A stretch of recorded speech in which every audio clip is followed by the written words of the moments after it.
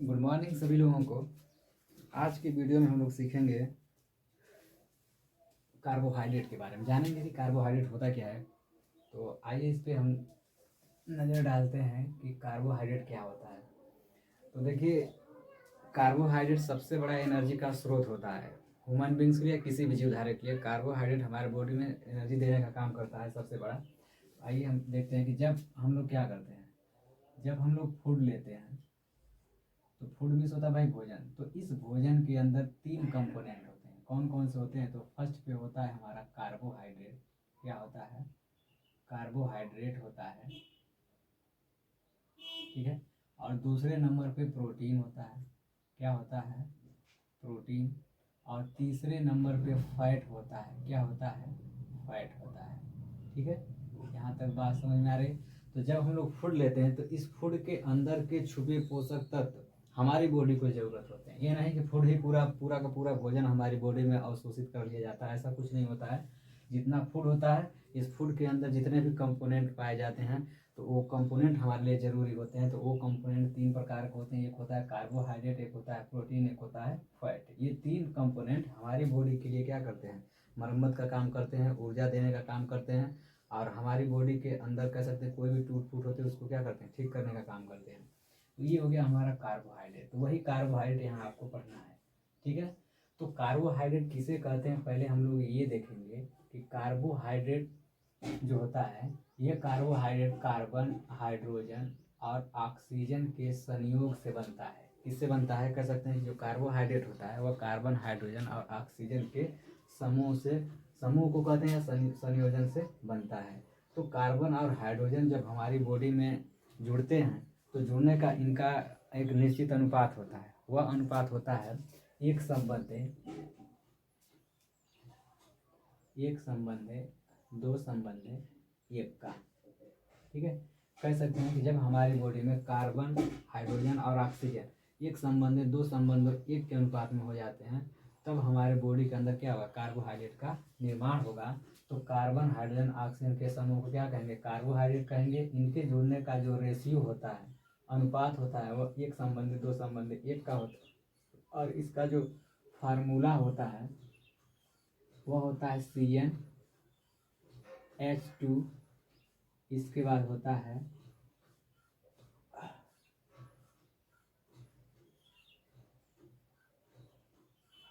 ON।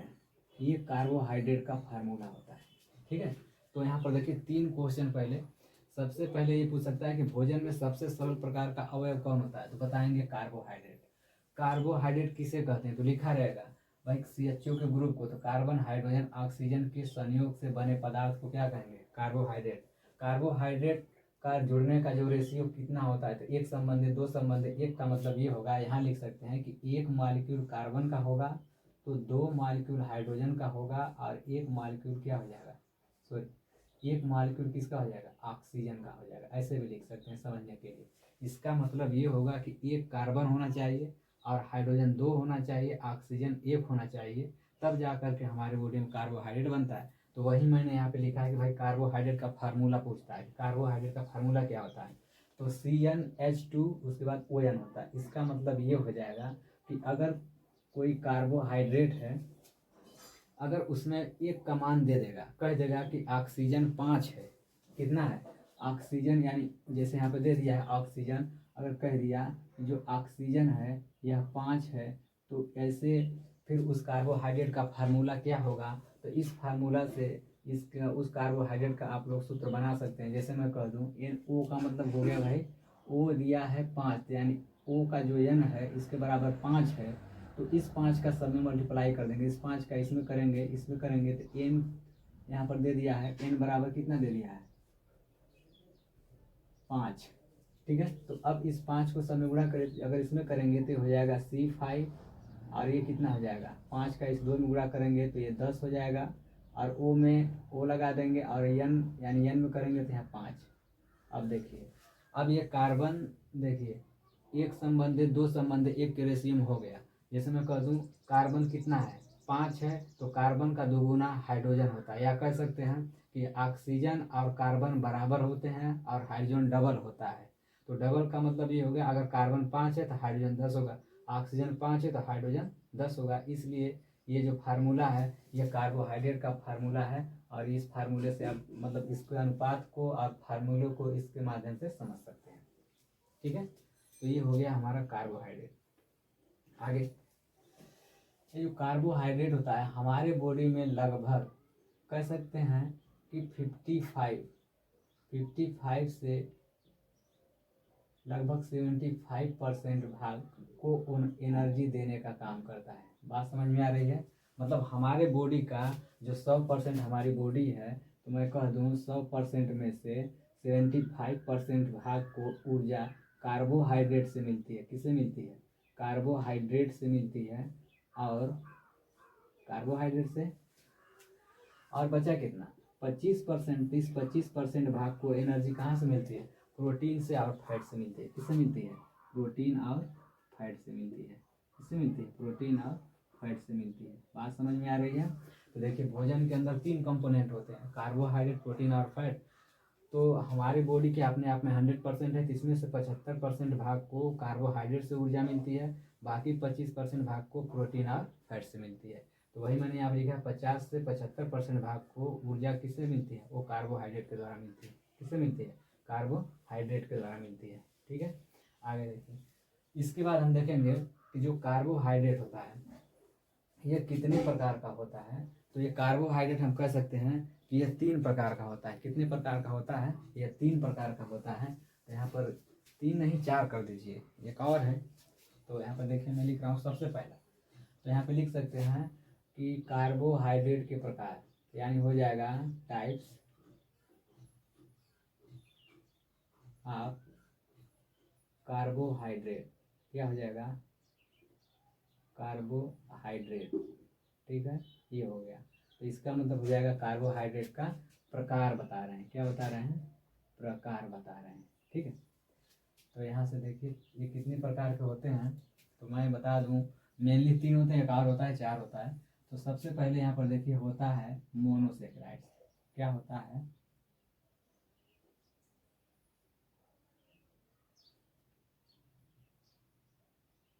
Monosaccharides होता है। ठीक है, मोनोसेक्राइड्स। ठीक है, और होता है डाइसेक्राइड्स। क्या होता है? डाइसेकेराइड।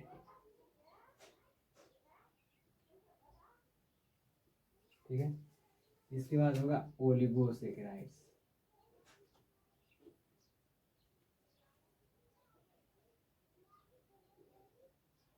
ओलिगोसेकेराइड्स। और होगा पॉलीसेकेराइड्स। क्या होगा? पॉलीसेकेराइड। समझ रहे हैं? तो इस तरीके से हो जाएगा। 4 प्रकार का होता है, मोनोसेक्राइड्स, डाइसेक्राइड्स और पॉलीसेक्राइड्स। अब हम एक को देखेंगे। मोनोसेक्राइड्स का मतलब ये होता है कि भाई मोनोसेक्राइड जो वर्ड लिखा गया है इसको जब हम तोड़ेंगे तो वह यह 2 वर्ड से बना है। किससे बना है? 2 वर्ड से। तो एक होता है मोनो और दूसरा होता है सेकेराइड। क्या होता है? सेकेराइड। ठीक है, ये हो गया सेकेराइड्स। तो मोनो का मतलब एक होता है। क्या होता है? एक होता है। और सेकेराइड्स का मतलब शुगर होता है। क्या होता है? शुगर होता है। तो कह सकते हैं कि जिस कार्बोहाइड्रेट का निर्माण केवल एक शुगर मॉलिक्यूल से होता है उसे हम लोग कहेंगे मोनोसेक्राइड्स। क्या कहेंगे? मोनोसेक्राइड्स कहेंगे। तो ये हमारा क्या कहलाता है? इसीलिए इसका नाम क्या पड़ा है? मोनोसेक्राइड्स। और एग्जाम्पल की बात करेंगे तो एग्जाम्पल में हम लोग डायरेक्ट लिखते हैं कि इसमें ग्लूकोज आता है। क्या आता है? इसका उदाहरण क्या होगा? ग्लूकोज। तो ग्लूकोज का जो ग्लूकोज है यह एक शुगर मॉलिक्यूल है, और इस मॉलिक्यूल्स के द्वारा जिस कार्बोहाइड्रेट का निर्माण होता है उसे हम कहते हैं कि मोनोसेक्राइड्स है। ठीक है, और इसमें एक बात और ध्यान रखिएगा कि मोनोसेक्राइड्स का निर्माण होता है तो इसमें जो मैंने बताया था कि कार्बन हाइड्रोजन ऑक्सीजन के संयोग को कार्बोहाइड्रेट कहते हैं। तो मोनोसेक्राइड्स के अंदर जो कार्बन हाइड्रोजन ऑक्सीजन का संयोजन होता है इसमें कार्बन का नंबर, मोनोसेक्राइड्स में कार्बन का नंबर 3 से 7 तक होता है। 3 से लेकर के 7 तक होता है। इधर देखिए, जो कार्बन होंगे ये 3 से लेकर के 7 तक होंगे। तो जैसे मैं कह दूं ग्लूकोज है, तो ग्लूकोज का फार्मूला हम लोग लिखते हैं, क्या लिखते हैं, तो ग्लूकोज का फार्मूला हम लोग लिखते हैं C6H12O6। ये हो गया ग्लूकोज। तो इसमें देखिए कार्बन का नंबर कितना है, 6 है। तो इसी प्रकार इसमें जितने भी कह सकते हैं कि आएंगे जो एग्जाम्पल के तौर पे जो मोनोसेक्राइड्स एग्जाम्पल होंगे, उनके अंदर कार्बन की संख्या, मोनोसेक्राइड्स जो होंगे उनके अंदर कार्बन कम से कम 3 होगा, अधिक से अधिक कह सकते हैं 6 या 7 तक होगा। ठीक है। तो अगर उदाहरण की बात करेंगे कि और उदाहरण बताइए इसमें कि मतलब 3 होगा तो 3 वाला कौन होगा, तो मैं उदाहरण लिख रहा हूँ, समझिएगा। ठीक है, इधर देखिए, मैं यहाँ पहला उदाहरण लिख रहा हूँ, जैसे 3 कार्बन वाला, तो मैं लिख दिया ट्राइओज। जैसे मैं ग्लूकोज लिखा है, अब कहेंगे का और बताइए, तो मैं यहाँ पे लिख दे रहा हूँ और क्या हो जाएगा, ट्राइओज। क्या हो जाएगा, ट्राइओज। ठीक है। तो ट्राइओज, तो ट्राइओज का मतलब ये हो गया कि इसमें जो होंगे ये ऐसी मोनोसेक्राइड्स है, इसके अंदर कार्बन की संख्या 3 होगी। जैसे मैं कह दूँ केमिस्ट्री की भाषा में सुने होंगे, एक होता है मोनो, तो मोनो का मतलब एक होता है। ठीक है। और डाई का मतलब 2 होता है, और ट्राई का मतलब 3 होता है, और टेट्रा का मतलब 4 होता है, पेंटा का मतलब 5 होता है, हेक्सा का मतलब 6 होता है। तो अभी मैंने लिखा है कि ग्लूकोज क्या है, एक मोनोसेक्राइड्स है, और इसमें कार्बन का नंबर कितना होता है, 6 होता है। तो अगर मैं पूछूं ग्लूकोज किस प्रकार का सेक्राइड्स है, बताएंगे ये हेक्सा है। क्या है, ये हेक्सा है, क्योंकि हेक्सा का मतलब इसके अंदर 6 कार्बन है। अगर मैं 3 कार्बन वाला बताऊं कि 3 कार्बन कैसे होगा, तो 3 कार्बन वाला यहाँ पे देखेंगे, तो यहाँ से यहीं से पकड़ लेंगे, तो इनके मोनोसेक्राइड्स के अंदर ऐसे होंगे जिनके अंदर कार्बन की संख्या कितनी होगी, 3 से लेकर के 7 तक होगी। तो ऐसे को हम लोग बोलते हैं कि वह मोनोसेक्राइड्स होंगे।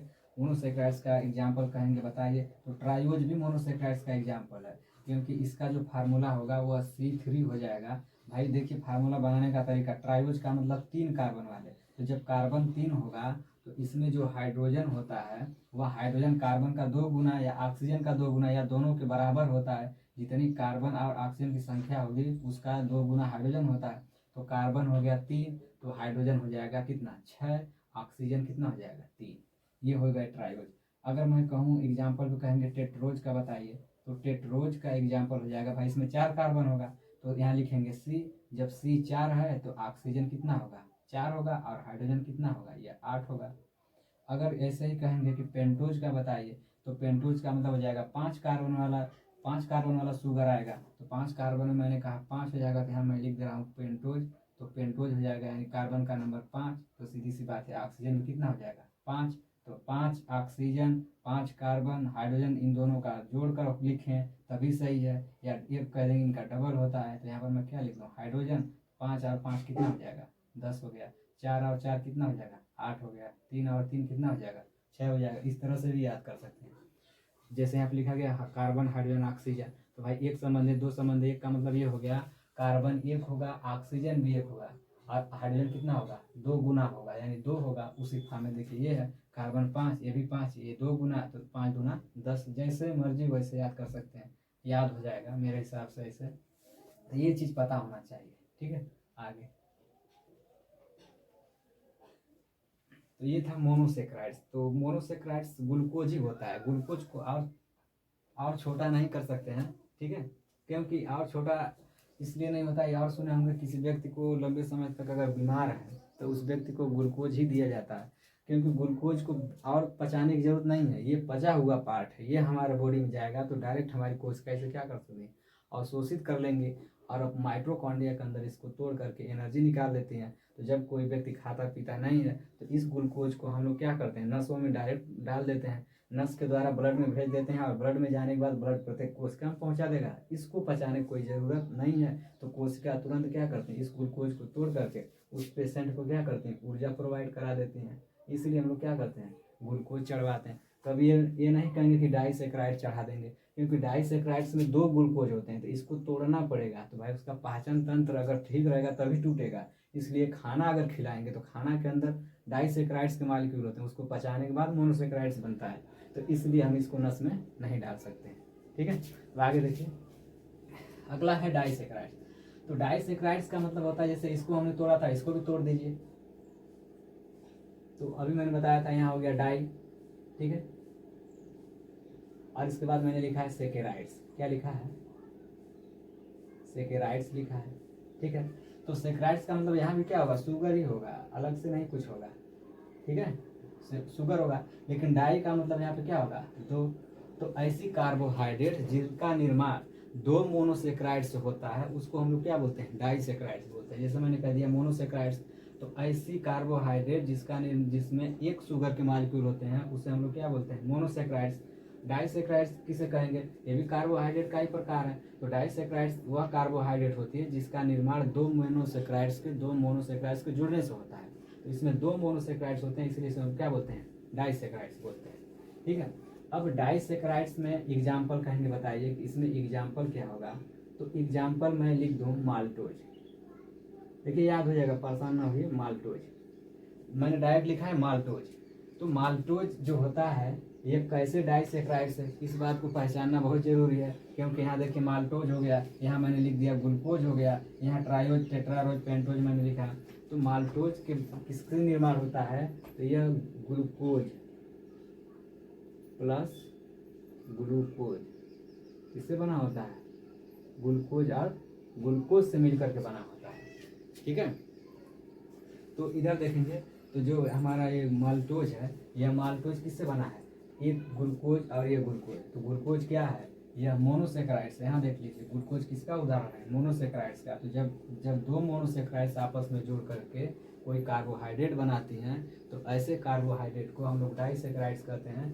तो डाइसेक्राइड्स का मैंने बता दिया कि उदाहरण क्या है? माल्टोज है। तो माल्टोज भाई डाइसेक्राइड्स है, तो कैसे है? इसका मतलब क्या है? ये दो ग्लूकोज के मिलने से बनता है, इसलिए क्या है? ये डाइसेक्राइड्स है। ये का उदाहरण देखिए, जैसे मैं लिख दिया लैक्टोज। लैक्टोज तो लैक्टोज भी एक डाइसेक्राइड्स है। अब ये कैसे डाइसेक्राइड्स है? तो ये बना होता है ग्लूकोज। आगे देखिए शोर शराबा होने लग रहा है, वीडियो बंद करना पड़ रहा है। देखो आगे, तो यहाँ पर देखिए मैं था उदाहरण पे। तो इधर देखिए माल्टोज और लैक्टोज और सुक्रोज, नाम याद रहे, माल्टोज लैक्टोज और सुक्रोज, ये सभी के सभी क्या है? ये डाइसेक्राइड्स हैं। डाइसेक्राइड्स का मतलब ये दो कह सकते हैं कि मोनोसेक्राइड से मिलकर बने होंगे, ठीक है। तो देखिए इधर ग्लूकोज और ग्लूकोज आपस में जुड़ता है, माल्टोज बनता है। और इस ग्लूकोज को जोड़ने के लिए जो बांड इस्तेमाल होता है ग्लाइकोसिडिक बांड, ग्लाइकोसिडिक लिंकेज के नाम से जाना जाता है। इसको भी याद रखिएगा, कभी कभी पूछ देता है। लैक्टोज क्या है? ये डाइसेक्राइड्स है। तो लैक्टोज किस मोनोसेक्राइड से बना होता है? इधर देखिए मैंने लिखा है ग्लूकोज और ग्लाइक्टोज। याद रहे ग्लूकोज और ग्लाइक्टोज जब आपस में जुड़ता है तो लैक्टोज बनता है। इसमें देखिए दो मॉलिक्यूल हैं, दो मोनोसेक्राइड्स हैं, इसका मतलब दो मोनोसेक्राइड्स के जुड़ने से क्या बनता है? लैक्टोज बनता है। अगला देखिए मैंने लिखा है सुक्रोज। सुक्रोज देखिए मैंने लिखा है ग्लूकोज प्लस फ्रक्टोज। इधर देखिए मैंने लिखा है फ्रक्टोज। तो ग्लूकोज और फ्रक्टोज के जुड़ने से सुक्रोज बनता है। तो इसका मतलब ये भी इसमें दो मॉलिक्यूल हैं, तो इसका मतलब ये भी क्या है? ये भी डाइसेक्राइड्स है, ये भी डाइसेक्राइड्स है। तो ग्लूकोज ग्लाइक्टोज जिसके द्वारा जुड़ता है तो ग्लाइकोसिडिक बांड जुड़ता है। भाई बहुत ज़्यादा अगर डीप क्वेश्चन बनाएगा तो यहाँ पे उसके बांड के बारे में पूछ सकता है। तो ग्लाइकोसिडिक बांड के द्वारा पूछ सकता है कि लैक्टोज का निर्माण किस बांड के द्वारा होता है। तो लैक्टोज में हमेशा ग्लाइकोसिडिक बांड होता है, माल्टोज में हमेशा ग्लाइकोसिडिक बांड होता है, सुक्रोज में हमेशा 1,4 लिंकेज होता है। क्या होता है? 1,4 लिंकेज। ये सब याद होना चाहिए। अगला इसके बाद ये देखेंगे कि जो माल्टोज होता है ये किस में पाया जाता है? ये भी शुगर है। देखिए शुगर यहाँ पे जो मैंने लिखा है, जो लोग हम लोग डेली अपने लाइफ में यूज करते हैं शुगर, जो शुगर का मतलब भाई मीठा, तो जो हम लोग डेली यूज करते हैं तो किसमें पाया जाएगा? शुगर। तो शुगर पाया जाता है भाई गन्ने में, यानी चीनी जो हम लोग खाते हैं। तो माल्टोज भी क्या है? ये डाइसेक्राइड्स है। इसका मतलब शुगर से ज़्यादा मीठा होगा। तो शुगर से ज़्यादा मीठा होगा तो इसमें क्या हो जाएगा? ये हमारा हो जाएगा कि यह पाया जाता है मीठे फल में। किसमें पाया जाएगा? मीठे फल में पाया जाता है, ठीक है। माल्टोज किसमें पाया जाता है? मीठे फल में। लैक्टोज किसमें पाया जाता है? तो लैक्टोज पाया जाता है मिल्क में। किसमें पाया जाता है? मिल्क में। किसमें पाया जाएगा? मिल्क में, यानी दूध के अंदर जो शर्करा होती है, पूछा जाता है कौन सी शर्करा होती है दूध में, तो बताएंगे लैक्टोज शर्करा होती है। सुक्रोज कौन सी शर्करा होती है? तो सुक्रोज देखेंगे सबसे मीठा कह सकते हैं कि सुक्रोज होता है। पूछेगा कि कौन सी इसमें से कार्बोहाइड्रेट सबसे मीठी है, तो हम लोग लगाएंगे सुक्रोज।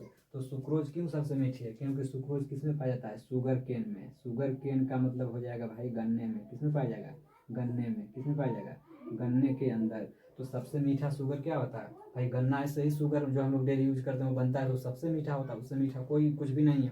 तो वो कौन सी शुगर होती है, तो बताएंगे सुक्रोज होता है। यही क्वेश्चन बार बार बनता है कि सबसे मीठा शुगर कौन है, तो सुक्रोज है। और सुक्रोज किस प्रकार, किस मोनोसेक्राइड से मिलकर बना होता है, तो उसमें दिया रहेगा ऑप्शन में। ऐसे ही 3 दे देगा, जैसे मैं कह दूँ इसको ए बना दूँ, इसको बी, इसको सी, और लिख दूँ all of these. All of these मैं लिख दूँ, मतलब इनमें से सभी, तो सही कौन सा होगा, यही होगा। बात समझ में आ रही है। तो इस तरीके से क्वेश्चन इस पे बनता है डाइसेक्राइड्स पे। दे देगा इसमें से 2-3 नाम दे देगा, पूछ देगा कि इसमें से मतलब जैसे ट्राइओज, टेट्रोज, पेंटोज, ग्लूकोज, एक दे दिया माल्टोज। अब पूछेगा इसमें से कौन डाइसेक्राइड्स है, तो डाइसेक्राइड्स माल्टोज और लैक्टोज और सुक्रोज होते हैं। बात समझ में आ रही है। सबसे मीठा शुगर यही होता है, सुक्रोज होता है। ठीक है, आगे। और इसमें देखिए जो डाइसेक्राइड्स का फार्मूला होता है, जो डाइसेक्राइड्स का जो फार्मूला बनता है, तो डाइसेक्राइड्स के फार्मूला को आप लिख सकते हैं कि जैसे मैं कह दूँ इसमें 2 हैं, तो यहाँ पर क्या हो जाएगा, जब 2 हैं तो एक ये शुगर से मिलकर बन रहे हैं मोनोसेक्राइड से, तो भाई 2 जुड़ेंगे। जैसे मैं कह दूँ ग्लूकोज यहाँ पर है, अच्छा ये हो गया होगा। तो अच्छा इधर देखिए, जैसे मैं कह दूँ ग्लूकोज प्लस ग्लूकोज के जुड़ने से बन रहा है, तो ग्लूकोज का फार्मूला मैंने लिखा है कि C6H12O6 प्लस C6H12O6। ठीक है, ये हो गया। तो इन दोनों को जोड़ेंगे तो कार्बन का कार्बन जोड़ दीजिए, तो 6 ये 6 ये, तो जो डाइसेक्राइड्स बनेगा उसमें कार्बन कितना हो जाएगा, 12 हो जाएगा। हाइड्रोजन कितना हो जाएगा, 12 ये, तो हाइड्रोजन कितना हो जाएगा, 24 हो जाएगा। 6 ये 6 ये कितना हो जाएगा, 12 हो जाएगा। तो ऑक्सीजन कितना हो जाएगा, 12। तो ये जो फार्मूला हमारा हो जाएगा, ये डाइसेक्राइड्स का फार्मूला है। देखिए कि यहाँ पर हो जाएगा भाई, ये समझने के लिए इस तरीके से बताया जा रहा है कि ग्लूकोज और ग्लूकोज जुड़ने से डाइसेक्राइड बनता है। तो बना क्या है, ये माल्टोज हो गया। क्या हो गया, माल्टोज हो गया। क्या हो गया, माल्टोज। तो माल्टोज के अंदर 2 ग्लूकोज होता है। तो 2 ग्लूकोज का मतलब अगर पूछ देगा फार्मूला दे करके इसमें से कौन डाइसेक्राइड्स है, तो याद रहे एक मोनोसेक्राइड्स यह है, C6H12O6 से क्या मोनोसेक्राइड्स है।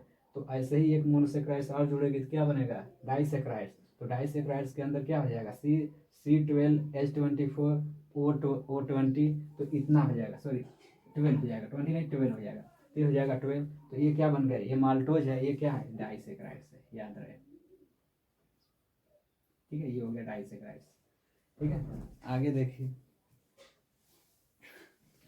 इसको हटाइए।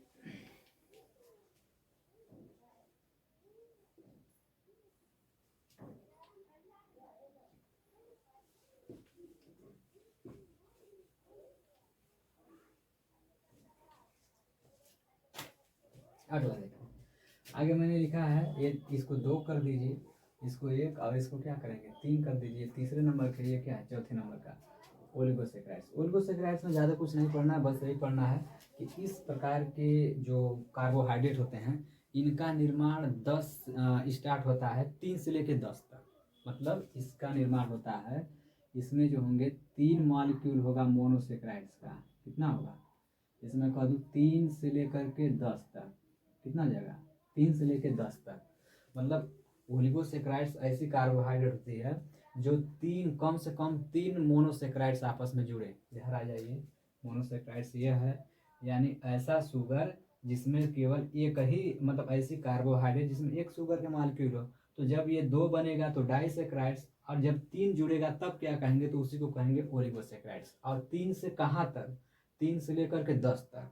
अगर मैं कह दूं कि एक, जैसे मैंने इसमें लिख दिया सैफरीन, क्या लिख दिया, ओलिगोसेक्राइड्स का यही है सैफरीन। क्या है, सैफरीन। उदाहरण मैं लिख दे रहा हूँ डायरेक्ट। ठीक है, तो इधर देखिए, तो 3 से लेकर के इसमें मैं कह दूं एक यहाँ पर क्या हो गया, एक यह मोनोसेक्राइड्स, एक यह, ये तीनों के तीनों क्या हैं, मोनोसेक्राइड्स हैं। तो मैं कह दूं जब 2 थे, इधर देखिए, एक मिनट आओ, जब मोनोसेक्राइड्स, एक मिनट, ग्लूकोज है, जब ग्लूकोज अकेले रहेगा जिस कार्बोहाइड्रेट में, उसे कहेंगे कि यह मोनोसेक्राइड्स है। ठीक है, और जब ऐसी कार्बोहाइड्रेट जिसमें 2 ग्लूकोज रहेंगे, 2 ग्लूकोज रहेगा, तो इसे कहेंगे क्या, इसे कहेंगे कि ये डाइसेकेराइड्स है।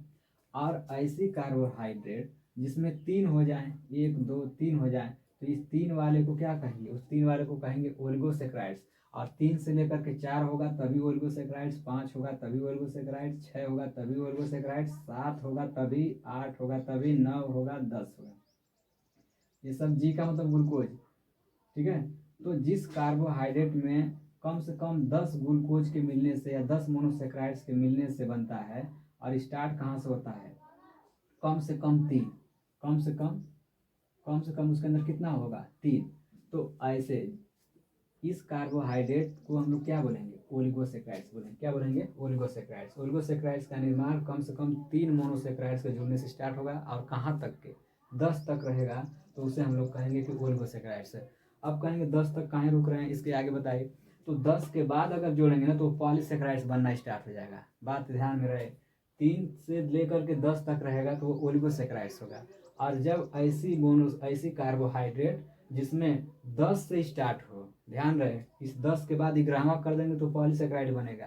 तो 10 से लेकर के अनंत तक, जिसका कोई काउंट ना किया जाए, अनकाउंटेबल होंगे, गिना उना ना जाए, तो 10 से लेकर के 20, 50, 100, 1000, 2000 तक हो जाएंगे तो वह कहलाएगा पॉलीसेक्राइड्स, ठीक है। तो यही हमारा है ओलिगोसेक्राइड्स, याद रहे।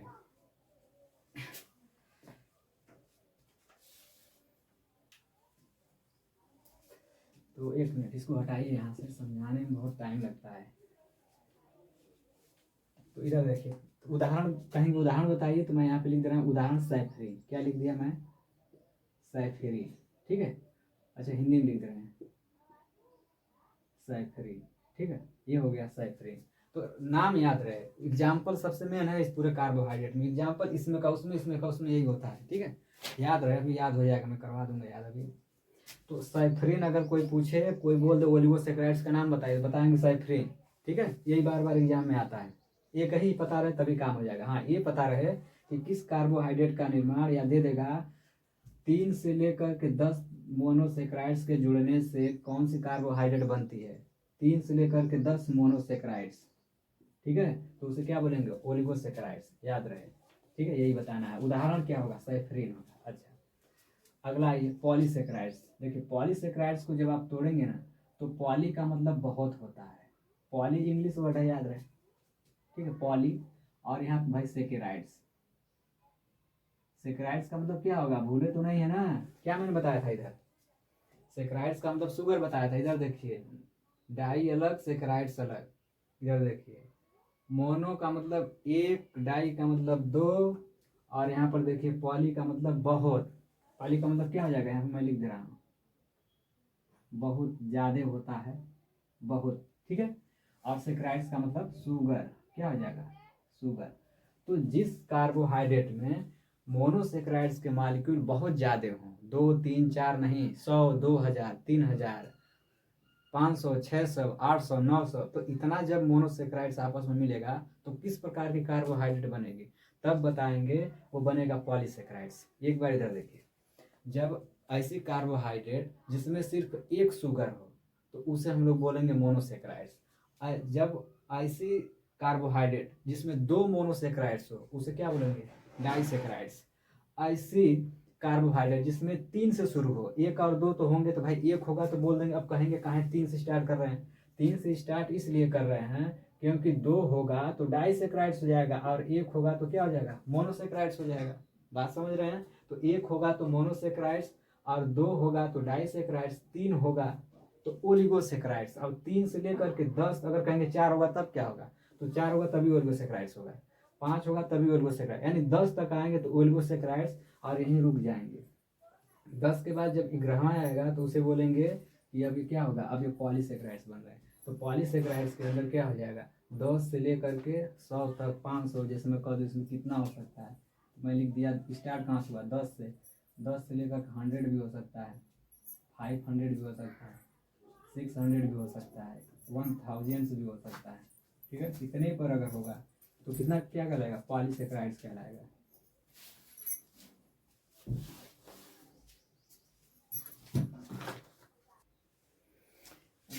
पर इतना लेट इधर उधर डिस्टर्ब हुआ रहे, क्या होता, चलो आगे देखो।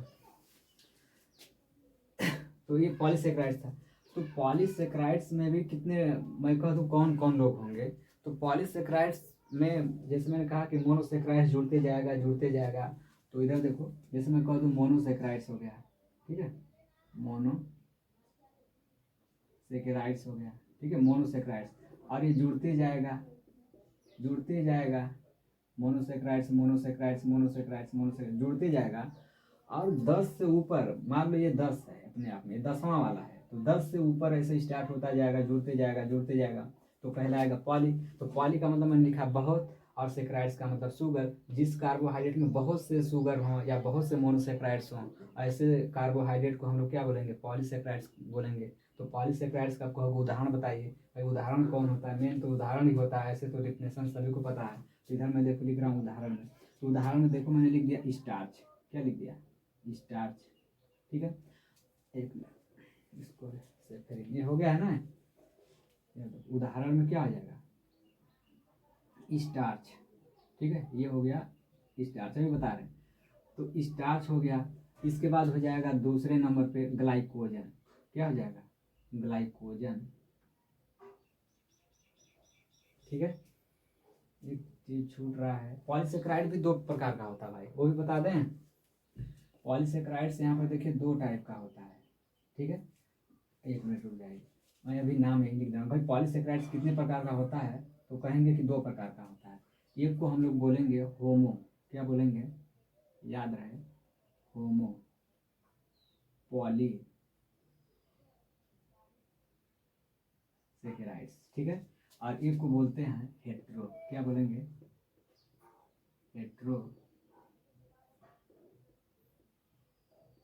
हेट्रोपॉलीसेक्राइड्स बोलते हैं। 2 हो गया।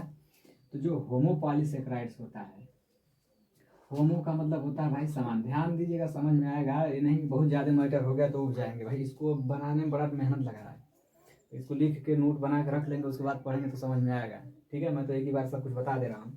तो होमो का मतलब हो गया समान, और ये हो जाएगा हेट्रो का मतलब होता है असमान, असमान, ठीक है, ध्यान दीजिएगा, अभी समझ में आ जाएगा दोनों का मतलब है। ये नहीं कि इसका टाइप बता रहे हैं छोड़ छाड़ देंगे अरे बड़ा ज़्यादा हो रहा है, ऐसा कुछ नहीं।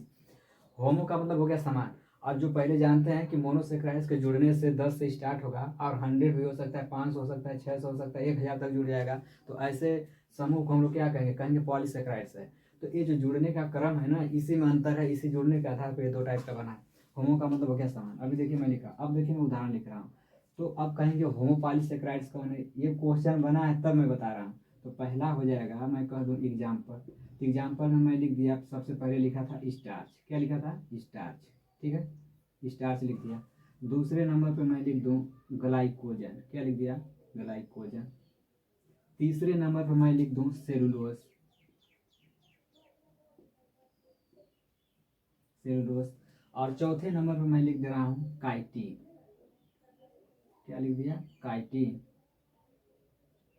अभी समझ में आएगा ये है क्या, बहुत बड़ा वो अपने आप में नहीं क्या है, ध्यान से देखिए। स्टार्च लिखा गया है, तो स्टार्च, अब देखिए जब जो, अच्छा ये होमो क्यों है ये पहले देख लीजिए। होमो का मतलब ये होगा, जो स्टार्च है ना, ये किसका किसके जुड़ने से बना है, अगर जब ये कई प्रकार के मोनोसेक्राइड से कोई भी पॉलीसेक्राइड्स का निर्माण होगा, ध्यान सुनिए, जब एक प्रकार के मोनोसेक्राइड से, जब एक प्रकार के मोनोसेक्राइड से किसी पॉलीसेक्राइड्स का निर्माण होगा, उसमें कोई दूसरा तत्व न आए, तो ऐसे को बोलते हैं हम लोग समान, समान पॉलीसेक्राइड्स। और समान को ही इंग्लिश में बोला जाता है क्या, होमोपॉलीसेक्राइड्स।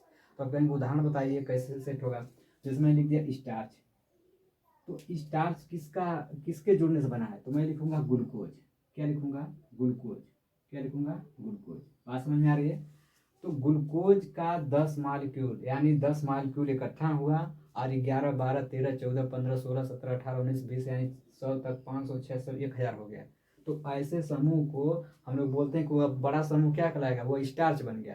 तो भाई स्टार्च किसका उदाहरण है, मैं कहूँगा पॉलीसेक्राइड्स का है, किसका है, पॉलीसेक्राइड्स का, क्योंकि इसमें मोनोसेक्राइड्स की संख्या कितनी हो रही है भाई, ग्लूकोज मोनोसेक्राइड्स है ना, वो क्या कहलाएगा कि ये क्या है, पॉलीसेक्राइड्स है। अब कहेंगे समान क्यों है, समान इसलिए है क्योंकि glucose plus glucose plus glucose plus glucose plus glucose, इसी के जुड़ने से तो बन रहा है।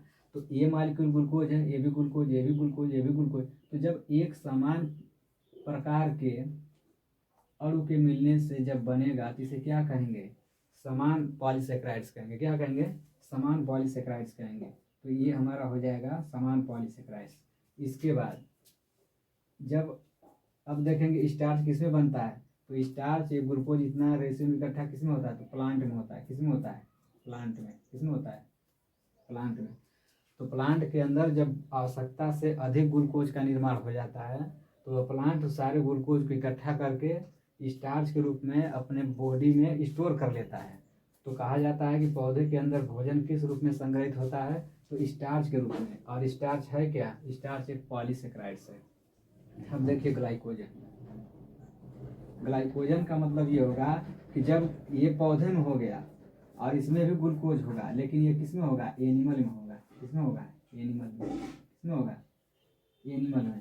तो एनिमल के अंदर जब आवश्यक जब लोग हम लोग खाद्य पदार्थ लेते हैं, जो भी फूड लेते हैं, इस फूड के अंदर से जो भी ग्लूकोज मालिक्यूल हमें मिलता है और ग्लूकोज का मालिक्यूल जब हमारी आवश्यकता से अधिक हो जाता है तो ये हमारी बॉडी में यह ग्लूकोज ग्लाइकोजन के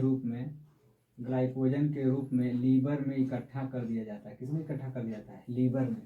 तो भाई ग्लूकोज को ग्लाइकोजन में परिवर्तित करके जब लीवर में इकट्ठा कर दिया गया तो ये ग्लूकोज को तो इकट्ठा किया गया है, तो इसके अंदर कितना हो जाएगा? इसके अंदर क्या हो जाएगा? 100 भी संख्या हो सकती है, 200 भी हो सकती है, 500 भी हो सकती है। तो ग्लाइकोजन क्या है? ग्लाइकोजन क्या है? एक पॉलीसेक्राइड्स है। मगर ये ग्लाइकोजन किस रूप में, मतलब किस में ग्लाइकोजन स्टोर होगा, तो बताएंगे एनिमल में। और जब ग्लूकोज को पौधे के बॉडी में स्टोर किया जाता है तो उसे हम लोग बोलते हैं स्टार्च। और दोनों के दोनों क्या है? पॉलीसेक्राइड्स है। और दोनों का निर्माण सिर्फ ग्लूकोज से जुड़ने से हो रहा है, इसलिए क्या है? ये होमोपॉलीसेक्राइड्स है। अगला लिखा गया सेलुलोज। क्या लिखा गया? सेलुलोज। तो सेलुलोज जो है ये भी एक पदार्थ है और यह सेलवाल को बनाता है। सेलवाल का मतलब ये हो जाएगा जो प्लांट होता है, प्लांट की जो बाहरी दीवार होती है, इस दीवार को हम लोग बोलते हैं सेलवाल। क्या बोलते हैं? सेलवाल बोलते हैं। और ये सेलवाल किसका बना होता है? सेलुलोज का। तो सेलुलोज के जुड़ने से सेलवाल बनता है। तो बहुत से सेलुलोज के जुड़ने से सेलवाल बनता है, इसलिए क्या हो जाएगा? ये भी पॉलीसेक्राइड्स है। काइटिन जो है ये बनाता है किसको? ये फंगी, कवक के बॉडी को बनाता है। कवक की जो दीवार होती है, बाहरी दीवार होती है, ये उसको बनाते हैं। इसलिए सभी के सभी क्या हैं? ये होमोपॉलीसेक्राइड्स हैं। क्या हैं? होमोपॉलीसेक्राइड्स हैं। अगला आगे हमारा लिखा गया हेट्रोपॉलीसेक्राइड्स। तो हेट्रोपॉलीसेक्राइड्स का मतलब ये होगा कि इसमें एक मॉलिक्यूल ग्लूकोज का होगा तो दूसरा कोई और होगा। जैसे मैं कह दूँ ग्लूकोज हो गया तो यहाँ पर मैं लिख दूँ ग्लाइकोज, फ्रक्टोज, कुछ भी लग सकता है। तो ग्लूकोज के साथ जब ये लोग जुड़ जाएंगे, इस तरह से बनी पॉलीसेक्राइड्स को मैं कह दूँ 10 ग्लूकोज है और इसके बाद मैं कह दूँ इसमें 10 क्या है? गलैक्टोज है। तो दोनों डिफरेंट प्रकार के पदार्थ के मिलने से बन रहा है। यहाँ ये ग्लूकोज हो गया 10 और 10 क्या हो जाएगा?